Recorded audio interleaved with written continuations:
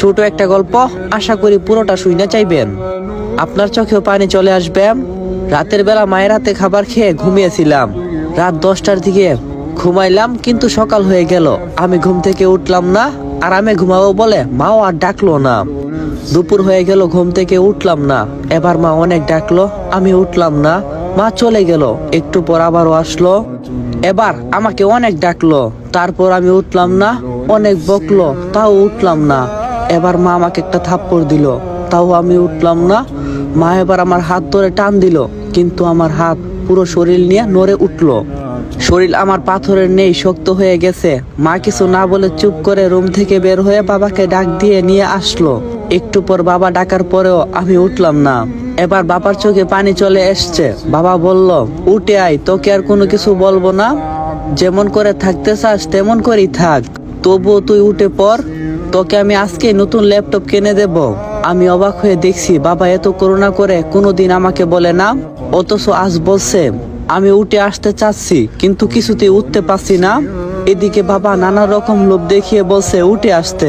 একটু পর আমার বাড়িতে অনেক মানুষ চলে আসলো। এদিকে মা কাঁদছে। কেউ মাকে সান্ত্বনা দিচ্ছে, কেউ বা বাবাকে, কেউ বা ভাই বোনকে নানান কথা বলে বুঝাচ্ছে। একটু পরে কয়েকজন এসে আমাকে খুব যত্ন করে বিছানা থেকে নামিয়ে লোহার একটা শক্ত খাটিয়ে শুয়ে দিল। আমি কাশি আর বলছি আমার পেটে খুব ব্যথা লাগছে, নামাও এখান থেকে। কিন্তু কেউ আমার কথা শুনলো না। একটু পর ওই মানুষগুলা গরম পানি নিয়ে এসে আমার শরীরে কিছুটা পানি ঢেলে দিল। ইস, আমার শরীরটা পুড়ে গেল বলে চিৎকার করছি, কেউ আমার কথা শুনছে না। আমাকে পরম যত্নে গরম পানি দিয়ে খুব সুন্দর করে ঢলে ঢলে ধুইছে। আমি কাশি আর বলছি আমাকে আর গরম পানি দিও না, আমার শরীর পুড়ে যাচ্ছে। আমায় আর ডলা দিও না, খুব ব্যথা লাগছে। কেউ শুনলো না আমার কথা। অনেক সময় নিয়ে গোসল করিয়ে আমার শরীর ভালো করে মুছে নিয়ে আসলো আমার বসার জায়গাতে। আমি একটু খুশি হলাম, ভাবলাম আমাকে এবার এখানে বসাবে। কিন্তু ওরা আমাকে না বসিয়ে কাঠের একটা শক্ত খাটে শুয়ে দিল, একটা চাদরও নিচে দিল না। একটু পরে মা বোন আরো কয়েকজন মিলে আমাকে একটা সাদা কাপড় পরালো। অনেক আদর করে আমার মুখে হাত বুলাচ্ছে আর কাঁদছে। এত আদর কোনোদিন করেনি আমার মা আমাকে।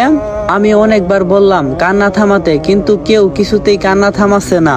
আমি এত করে বলছি কেঁদো না, মা কিছুই শুনছে না আমার কথা। একটু পর কয়েকজন এসে আমার পা আর মাথা বেঁধে দিল।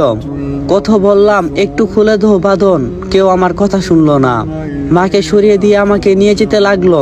মা কিছুতেই নিয়ে যেতে দিচ্ছে না আমায়। ভাই বোন সব চুপ হয়ে কাঁদছে, আর কেউ কিছু বলছে না। কত করে বলছি ডিস্টার্ব করিস না আমাকে, একজন আমার কথা শুনলো না।